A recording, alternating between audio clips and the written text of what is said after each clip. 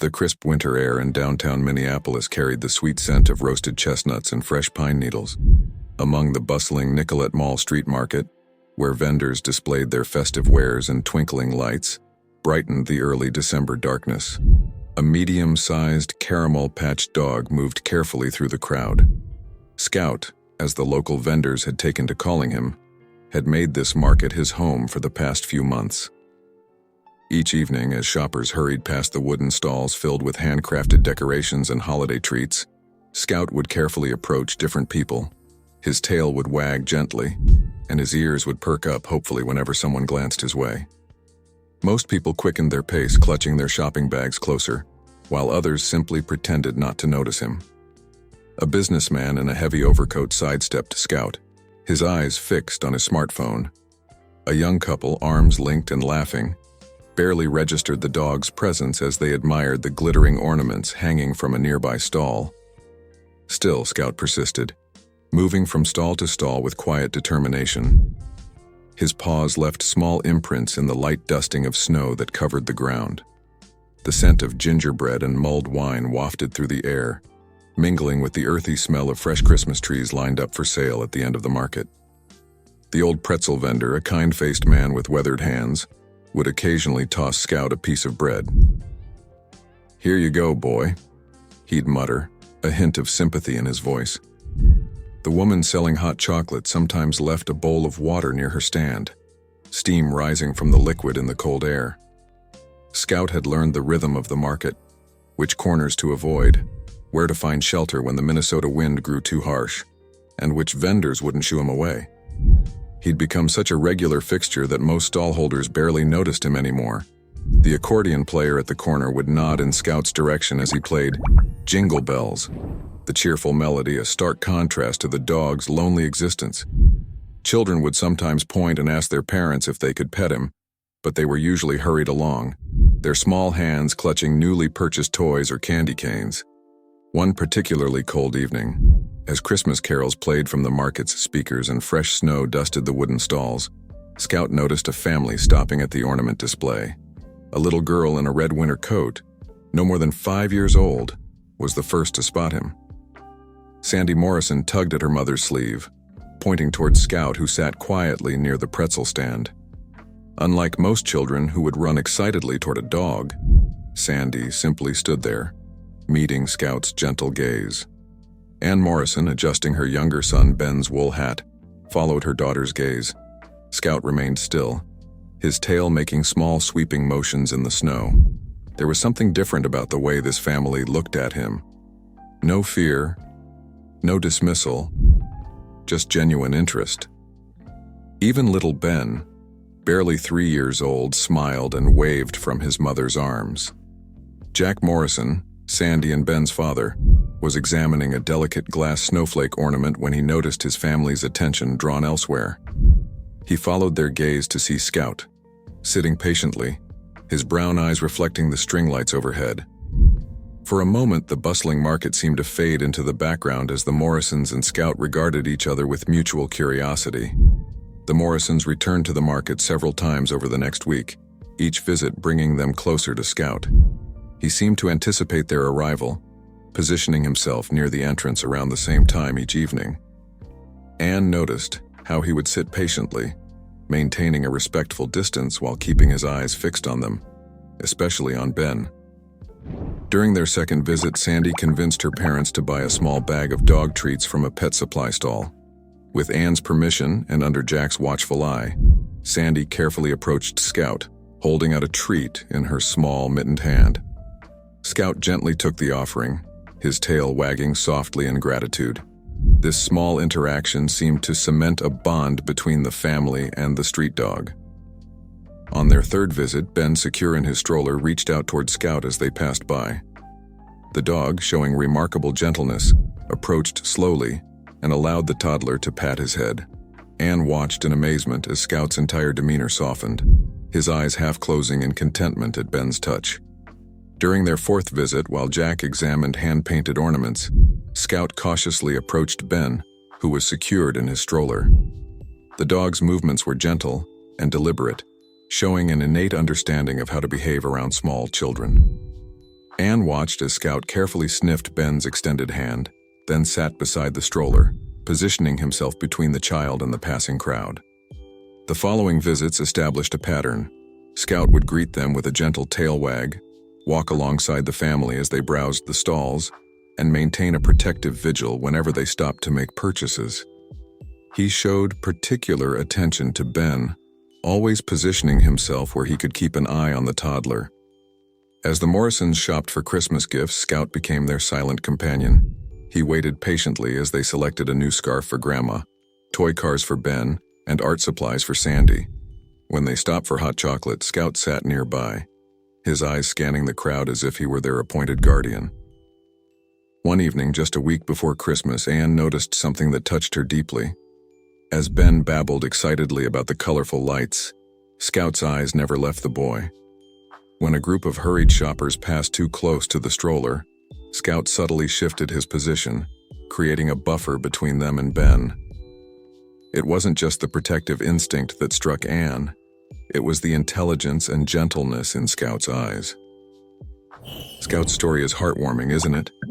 If you're enjoying it, hit the like button and subscribe for more inspiring tales. What would you do if a dog like Scout crossed your path? Share your thoughts below. That night, as they walked back to their car, Anne and Jack exchanged knowing looks. They didn't need to say anything. The decision had already formed in their hearts. Scout had become more than just a dog they saw at the market. He'd become part of their family outings, a constant presence that seemed to fill a space they hadn't realized was empty.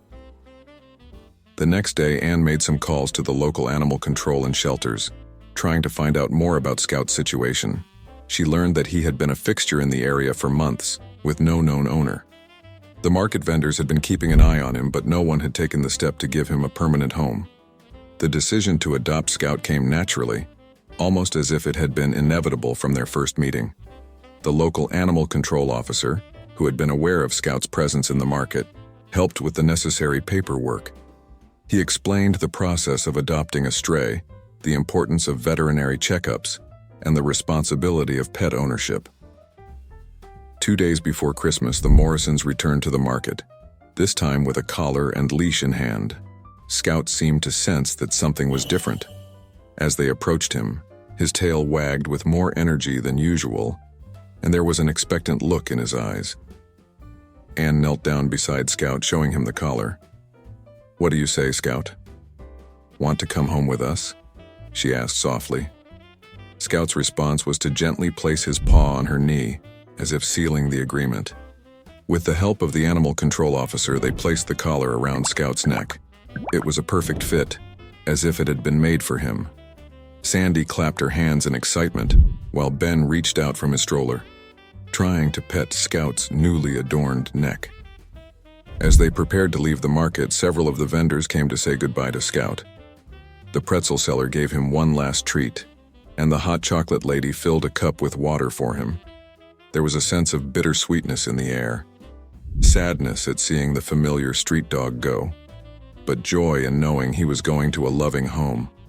Scout left the market for the last time, sitting proudly in the Morrisons' car. As they drove home, he sat calmly in the back seat between Sandy and Ben's car seats, his eyes moving between the passing scenery and his new family. Anne couldn't help but glance in the rearview mirror, still somewhat in awe of the new addition to their family. At home, Scout's transition from street dog to family member was remarkably smooth. He entered the house cautiously at first, sniffing each room with curiosity.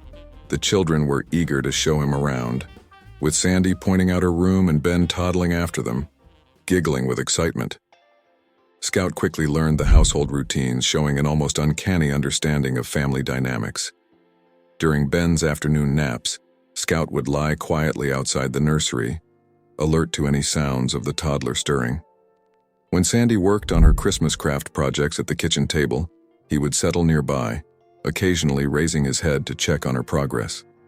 The backyard became Scout's favorite spot to watch over the children. When Ben would toddle through the snow, Scout stayed close, his body always angled to catch the boy if he stumbled. He seemed to understand the delicate balance of allowing the children their freedom while ensuring their safety.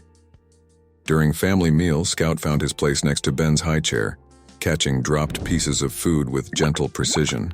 He never begged or whined, but waited patiently for any morsels that might come his way. Anne marveled at his manners, so different from the stereotypical behavior of a dog who had lived on the streets. At bedtime, Scout would make his rounds, visiting each child's room before settling in the hallway between their doors. It was as if he had appointed himself the nighttime guardian, ready to alert the parents to any disturbances. Within days, Scout had established himself as more than just a family pet.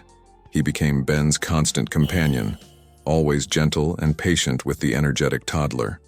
For Sandy, he was a playful friend, happily engaging in games of fetch in the backyard, and sitting attentively as she read stories aloud, practicing her reading skills. As the holiday season progressed, Scout became an integral part of the Morrison family's Christmas preparations. He watched curiously as they hung stockings and decorated the tree, his tail wagging whenever an ornament was placed low enough for him to sniff. The scent of fresh pine filled the house, mingling with the aroma of A&N's freshly baked cookies. 2 days after Christmas, the Morrisons decided to brave the post-holiday crowds for some last-minute shopping at the Mall of America. The massive shopping center was a new experience for Scout, who had only known the open-air market and the cozy confines of his new home. As they entered the mall, Scout's ears perked up at the cacophony of sounds, holiday music playing over the speakers, the chatter of shoppers, and the occasional cry of an overwhelmed child. The family made their way through the crowded corridors, Scout padding along beside them, his leash held firmly in Jack's hand. Despite the unfamiliar environment, Scout remained calm, his eyes constantly moving between the faces of his family members, as if making sure they were all still together. After an hour of shopping, the Morrisons found themselves in need of a break. They headed towards a bustling seating area near the food court, weaving through throngs of shoppers laden with bags full of post-Christmas bargains. The area was a sea of activity, with people coming and going, children running between tables, and the constant buzz of conversation. Jack glanced at his watch and suggested getting some hot chocolate to warm up. "I'll go grab some for us," he said, reaching for his wallet. "Why don't you all find a place to sit and rest for a bit?" Anne nodded, guiding the children and Scout towards an empty table she had spotted. As Jack made his way towards the line at the hot chocolate stand, Anne began to settle the family. She helped Sandy into a chair and then turned her attention to Ben, whose coat had become unzipped in the hustle and bustle. "Hold still, sweetie," Anne said as she knelt down to adjust Ben's coat. Scout, sensing that the family had stopped moving, sat down next to Ben, his eyes scanning the busy area around them. As Anne fussed with Ben's zipper, Scout began to play with the toddler, gently nudging his hand with his nose, eliciting giggles from the little boy. The game kept Ben occupied and still, making Anne's task easier. Amidst the commotion of the busy mall, Sandy's attention was drawn to a dazzling display of twinkling lights adorning a nearby storefront. The multicolored bulbs blinked in mesmerizing patterns, reflecting off shiny ornaments and creating a magical spectacle. Without a word, the 5-year-old slipped from her chair, her eyes fixed on the gleaming display. Anne, still focused on zipping up Ben's coat, didn't notice Sandy's silent departure. Scout, however, his senses attuned to the family's movements, immediately detected the change. His head snapped up, eyes darting between A&N and the retreating form of Sandy, who was now several feet away and moving further by the second. In an instant, Scout's demeanor transformed. Gone was the playful, relaxed dog of moments ago. In its place was an alert, focused animal with a clear mission. He stood up, his body tense, eyes locked on Sandy's receding figure. Anne, feeling the sudden shift in Scout's posture, looked up from Ben's coat. Her eyes widened as she realized Sandy was no longer in her seat. Before she could even call out, Scout was in motion. With a gentle but firm nudge of his nose against Anne's arm, Scout indicated the direction of Sandy's departure. Then, without waiting for a command, he set off after the little girl, his movements careful yet purposeful as he navigated through the sea of shoppers. Anne, her heart racing, quickly scooped up Ben and followed Scout's lead. The dog moved with remarkable precision, weaving between shopping carts and dodging hurried patrons, all while keeping Sandy in his sight. As they moved further from their original spot, the crowd grew denser. Last-minute shoppers jostled for position in front of sale signs, and large groups moved en masse between stores. Through it all, Scout never lost focus, his nose occasionally twitching as if double-checking Sandy's scent trail. Sandy, oblivious to the concern she had caused, continued her trek towards the glittering lights. She navigated the crowd with the single-minded determination of a child captivated by something shiny, unaware of the potential dangers around her. Scout picked up his pace, sensing the urgency of the situation. He moved ahead of Anne, who was struggling to keep up while carrying Ben. The dog's smaller size allowed him to slip through gaps in the crowd that Anne couldn't, slowly closing the distance between him and Sandy. Just as Sandy reached the outskirts of a particularly dense group of shoppers, Scout caught up to her. With gentle precision, he positioned himself directly in front of the little girl, effectively blocking her path. Sandy, suddenly face to face with the familiar furry form, stopped in her tracks. Scout's tail wagged slowly, a reassuring gesture to show Sandy that everything was okay. He nudged her hand with his nose, then turned his body sideways, creating a barrier between Sandy and the bustling crowd. Anne, breathless and clutching Ben tightly, finally caught up. The relief on her face was palpable as she saw Sandy standing safely with Scout. "Sandy," she gasped, reaching out to draw her daughter close. "You can't wander off like that, sweetie. You scared me." As Anne hugged both her children, Scout maintained his protective stance, his eyes continuing to scan the surrounding area for any potential threats. His job wasn't done until he was sure his entire family was safe and together. With the family reunited, Scout gently herded them back towards their original spot, nudging Sandy's legs whenever she showed signs of becoming distracted again. Anne, holding tightly to both children's hands, followed Scout's lead, marveling at the dog's instincts and intelligence. As they approached their table, they saw Jack returning with a tray of steaming cups. His expression shifted from casual to concerned as he took in Ann's flushed face and the children's wide eyes. "What happened?" Jack asked, setting down the tray and looking from Ann to the kids to Scout. Anne, still catching her breath, began to explain the situation. As she recounted Scout's quick action and Sandy's safe return, Jack's face showed a mix of worry and relief. He knelt down next to Scout, patting the dog's head with gratitude. "Good boy, Scout," Jack said softly, his voice thick with emotion. "Good boy." The family settled back at the table, the steaming cups of hot chocolate providing warmth and comfort after the stressful incident. As they sipped their drinks, Anne and Jack exchanged looks of gratitude and amazement over the tops of the children's heads. Scout, ever vigilant, sat at attention beside the table, his eyes continuously sweeping the surrounding area. Every few moments, he would glance up at each family member, as if taking a mental roll call to ensure everyone was present and safe. As the initial shock of the incident wore off, the Morrisons found themselves discussing Scout's remarkable actions. They marveled at how quickly he had reacted, how efficiently he had navigated the crowd, and how gently he had intercepted Sandy. "It's like he knew exactly what to do," Anne said, shaking her head in wonder. "I've heard of dogs being protective, but this was something else." Jack nodded in agreement. "He didn't just find her, he brought her back safely. And did you see how he kept himself between Sandy and the crowd? It's incredible." As they talked, Sandy, seemingly unaware of the concern she had caused, happily sipped her hot chocolate, her legs swinging beneath the chair. Ben, picking up on the adult's mood, patted Scout's head clumsily but affectionately. As they finished their drinks, the family prepared to continue their shopping.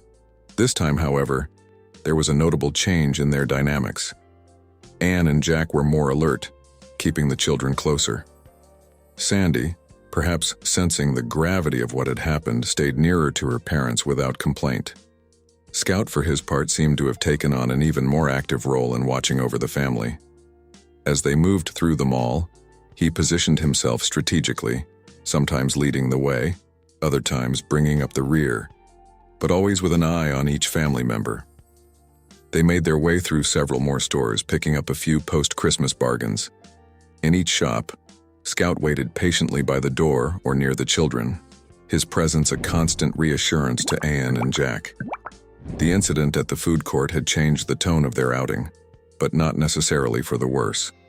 There was a new appreciation for Scout, a deeper understanding of the bond that had formed between the dog and his new family.